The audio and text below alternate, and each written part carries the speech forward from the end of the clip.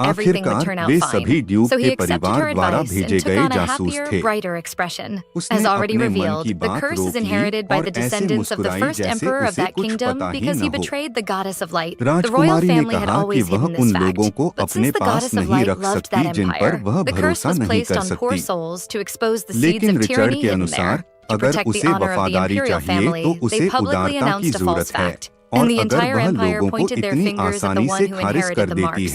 With the addition of the rumor about contagion, if you became the heir of the curse, you would be sent to an island in the far south and kept isolated there until death. When Blake showed the first signs, he was immediately removed from his position as crown prince and should have been confined in the south. But fortunately, Emperor Teotihuaca only sent him to an annexed palace. The little one would die anyway, so there was no need to go through all that problematic and troublesome procedure. There might not have been any affection, but he left the son alone as a last courtesy to his only child. However, Teotihuaca only pretended to be indifferent in order to protect his son. He loved Blake, and the little prince longed for his father's love. First, the protagonist would need to gain the emperor's favor, so she could act as a bridge between the two. Upon reaching the doors of the hall, she took a deep breath, pressed her lips together, and encouraged herself. Then, her name was announced, and she entered the room. Everything was so quiet that she could hear the echo of her own footsteps.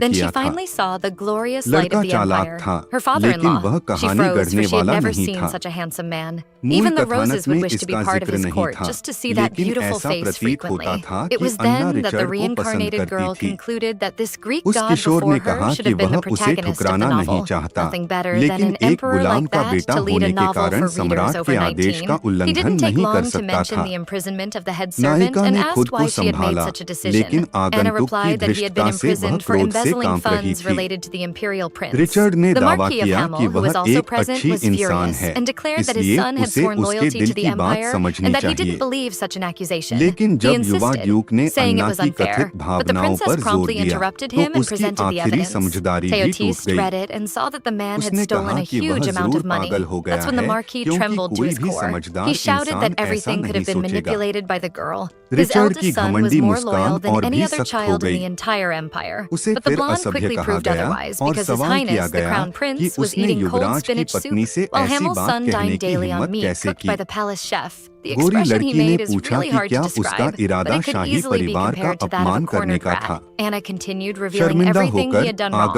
even the times he withdrew the prince's money to spend on gambling.